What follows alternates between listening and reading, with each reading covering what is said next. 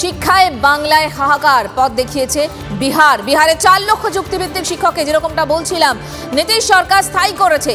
বাংলায় চাকরি প্রার্থীদের বছরের পর বছর কাটে রাস্তায় বসে। বাংলায় দেদার চাকরি চুরি হয়েছে।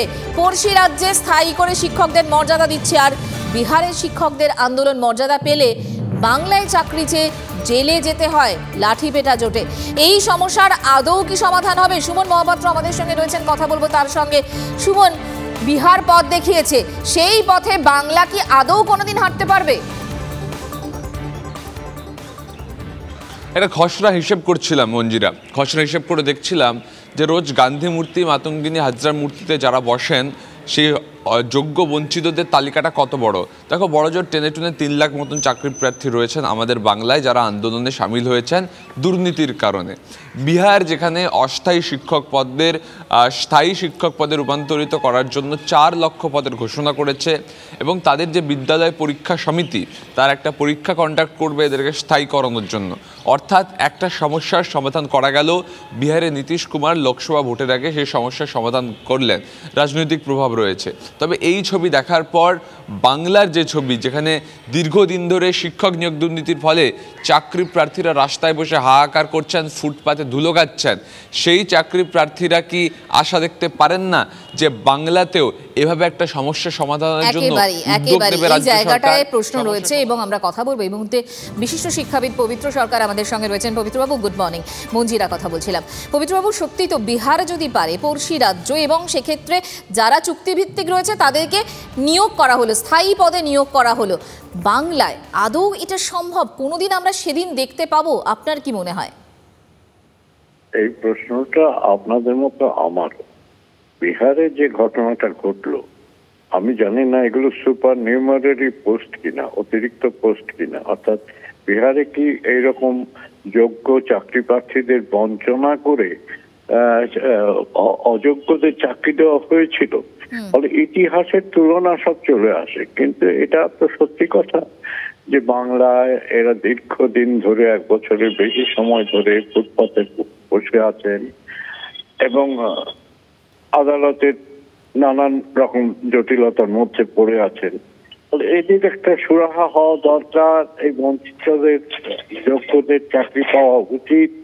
এই তুলনাটা আসবে, ফলে পশ্চিমবাংলার মুখ খানিকটা পুরল। এতে তো বলতেই হবে, এবং পশ্চিমবাংলা মুখ পড়ানোর জন্য মনে হয় তৈরি হয়ে আছে। একেবারেই। পবিত্রবাবু, অনেক ধন্যবাদ আমাদের সঙ্গে কথা বলার জন্য। বিশিষ্ট শিক্ষাবিদ পবিত্র সরকারের সঙ্গে আমরা কথা বললাম, এবং এই মুহূর্তে রাজ্যের চাকরি প্রার্থীদের যে ছবি সব থেকে বেশি করে দেখিয়েছি আমরাই। TV9 বাংলা বারবার করে এই চাকরি প্রার্থীদের কথা আপনাদের সামনে পৌঁছে দিয়েছেন। তারা কি বলেছেন, এবং অবশ্যই আমরা দেখেছিলাম যে চাকরি চেয়ে এদেরকে জেলেও যেতে হয়েছিল। মহিলারা জামিন পেয়েছিলেন, কিন্তু ছেলেদের, পুরুষদের ক্ষেত্রে তাদেরকে রীতিমতো হাজতবাস করতে হয়েছিল। জেল থেকে বেরিয়ে সরাসরি স্টুডিওতেও এসেছিলেন, নিজেদের কথা বলেছিলেন। শুনুন। নমস্কার। ছন্দা দেবী, রিয়া দেবী, ছন্দা বিশ্বাস, রিয়া রায়, 55 জন যাদের কালকে ওই সেন্ট্রাল লকআপে কাটাতে হলো, আপনারা তার মধ্যে মাত্র 2 জন তাদের রিপ্রেজেন্টেটিভ।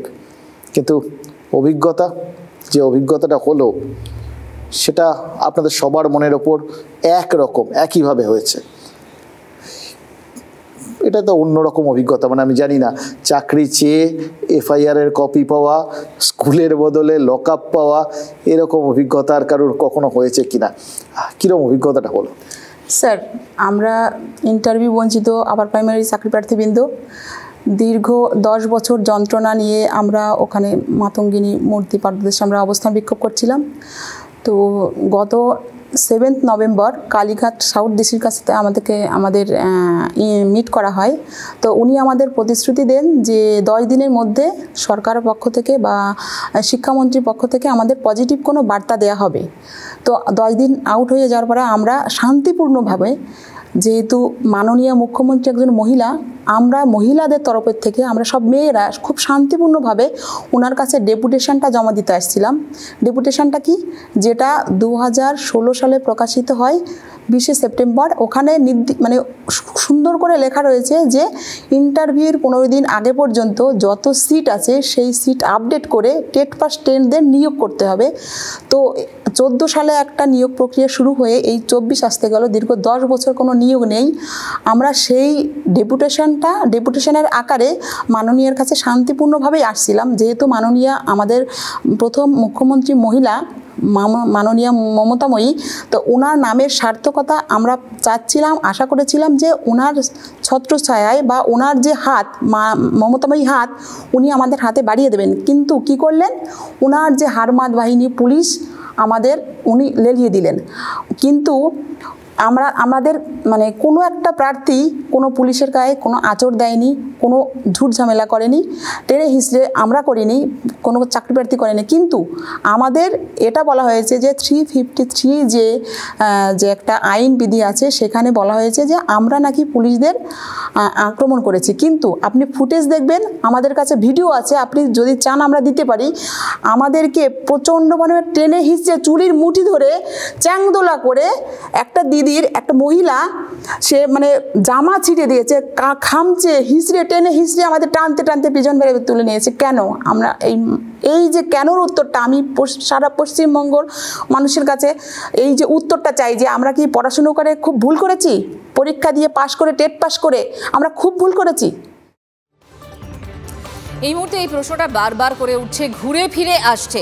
সুমন আমাদের সঙ্গে রয়েছেন, আরও একবার কথা বলবো। সুমন, এই যে রাজ্যের তরফ থেকে বারবার আইনি জটের কথা বলা হচ্ছে, সত্যি এই আইনি জট কাটিয়ে এরা নিজেদের অ্যাপয়েন্টমেন্ট লেটার পাবেন, এই জিনিস আদৌ কি সম্ভব বা কবে হতে পারে, এর কি কোনো রকম ইঙ্গিত তুমি পেলে অন্তত এতদিনে?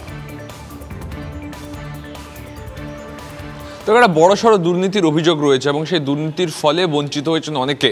বিভিন্ন গ্রাউন্ড তৈরি হয়েছে বঞ্চনার, তাই অনেকেই দাবি করছেন যে তারা চাকরি পাওয়ার যোগ্য এবং প্রত্যেকের গ্রাউন্ডই কোথাও না কোথাও গিয়ে কিন্তু ভ্যালিড, মানে অস্বীকার করা যাবে না কেউ অহেতুক দাবি করছেন। সেই জায়গায় দাঁড়িয়ে এই জট কাটাতে হলে সরকারকে উদ্যোগ নিতে হবে, সরকারকে আইনি পরামর্শ নিয়ে দ্রুত এই জট কাটাতে হবে। কিন্তু সরকারের কি সেই সদিচ্ছা রয়েছে? যদি সেই সদিচ্ছা থেকে থাকতো তাহলে সরকার কেন অযোগ্যদের বাঁচাতে হলফনামা জমা দিত আদালতে? এই প্রশ্নগুলো উঠছে। তবে যেখানে পড়শি রাজ্য বিহার 4 লক্ষ শূন্যপদ ঘোষণা করলো, স্থায়ী শূন্যপদ, যেগুলো পরীক্ষা দিয়ে চুক্তিভিত্তিক কর্মীরা স্থায়ী হবেন, সেখানে বাংলা কেন পদ দেখাতে পারছে না? এই প্রশ্ন উঠে যাচ্ছে। আপাতত তোমাকে অনেক ধন্যবাদ। পরের খবর, বাংলায় এসে ফের সিএ সওয়াল করলেন অমিত শাহ। বিজেপির বৈঠকে সাফ কথা যে সিএ হবেই, কেউ রুখতে পারবে না, সবাই পাবেন নাগরিকত্ব।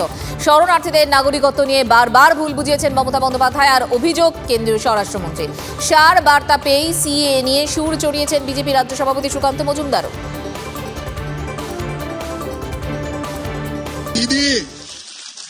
दीदी कई बार हमारे शरणार्थी भाइयों को गुमराह कर रही कि सीए होगा नहीं होगा, कानून बनाकर रुक गए। आज मैं आप सबके सामने कहकर जाता हूं, सीए इस देश का कानून है, इसको कोई रोक नहीं सकता, सबको नागरिकता मिलने वाली है। ये हमारी पार्टी का कमिटमेंट है। जो भाई आसपास के राज्यों से प्रताड़ित होकर यहां आए हैं, उनको धर्म परिवर्तन की धमकी देकर भगाया गया है, उनके सम्मान की, उनके मान की, इनकी संपत्ति की, उनके अच्छे जीवन की रक्षा करना हर हिंदुस्तानी का फर्ज है और ये होकर रहेगा। दीदी आप चिंता मत करें। আমরাও আগে বলেছি বহুবার, মাননীয় গৃহমন্ত্রীও বলে গেলেন, আমি আবার রিপিট করছি, সিএ ভারতবর্ষের সংবিধান সম্মত একটি আইন, যা ভারতবর্ষের লোকসভাতে এবং রাজ্যসভাতে পাশ হয়েছে।